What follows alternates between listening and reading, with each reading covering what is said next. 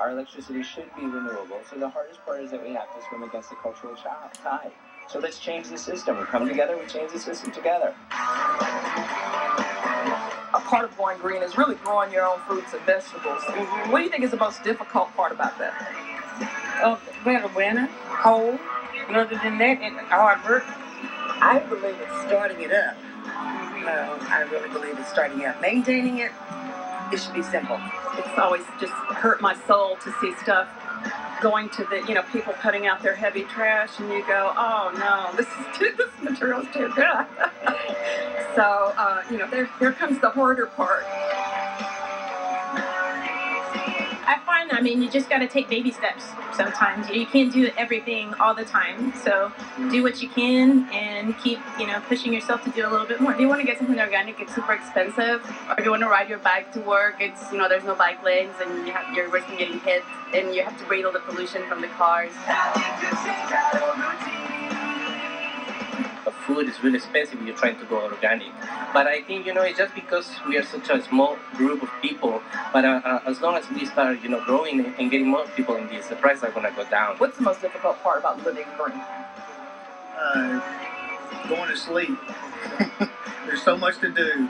You can't take green just as, so-and-so says something. You need to think about everything you do and make conscious decisions. And that way you can actually live green the right way.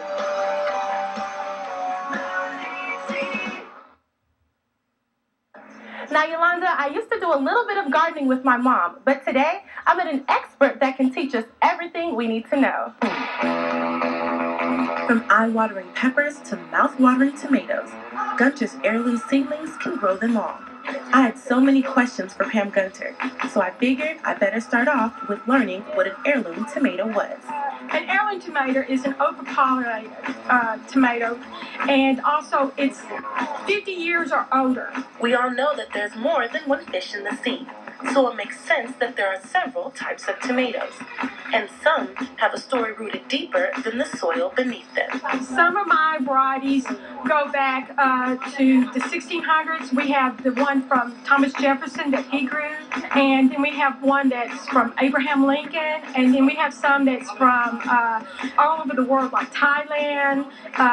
We have one that's called the Polish tomato that an immigrant brought over in on the back of a stamp on a letter because you weren't supposed to bring stuff over, and he brought the seeds on the back of the stamp.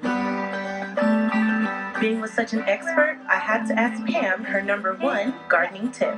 The best things to do is to always remember to plant anything in the late evening or on a cloudy day, so they have a chance to go through a shop. If they go through a shop, they don't have the hot sun that we usually have here in Houston. I think sometimes we forget that plants are living things, so, it makes sense that they'd be shocked, because, I live in Houston, and I'm shocked to the heat that we're experiencing right now. You have to think about that, because if you don't, what you paid for is going to have a problem. And then when a plant is in turmoil like that, going through a transition, they're open season for any bugs you might have. They see that they're in shock, and so they're free game. They're easier to kill or insect. When you have a healthy plant, the bugs are not going to go to it. I know that's the most disheartening thing is when you take all this time to plant a tomato plant or anything else you're growing, and you come out and you see that the bugs have eaten them away. Like how you don't want to kill them off, but you kind of want like a friendly, eco-friendly way to kind of keep them away. Do you have any advice? Yeah, one of the best things is for you to be out there practically every day, just to look. If you see something, if it's not too much, like if it's just one worm or something like that, hand pick it or get a spray bottle. Have like one drop of ivory liquid soap, okay, and maybe like some kind of like cayenne pepper or onion sauce or something like that. Grind up an onion or a garlic and have that on hand. So like if you need to, you can spray it. Don't do it in the middle of the day because that's going to hurt the plant. Do it in the afternoon or early in the morning.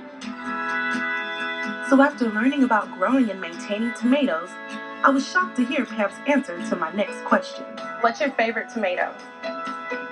The joke of the family is I don't like tomatoes. You'd never guess. So what's your favorite pepper?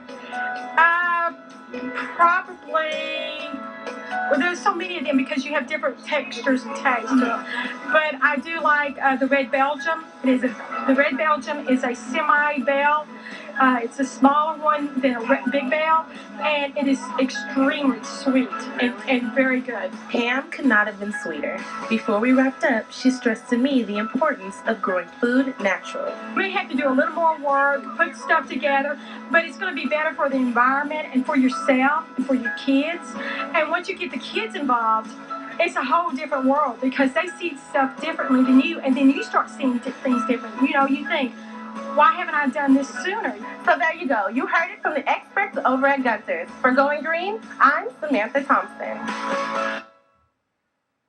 Coming up, Colin Bevan shares why he decided to live life off the grid.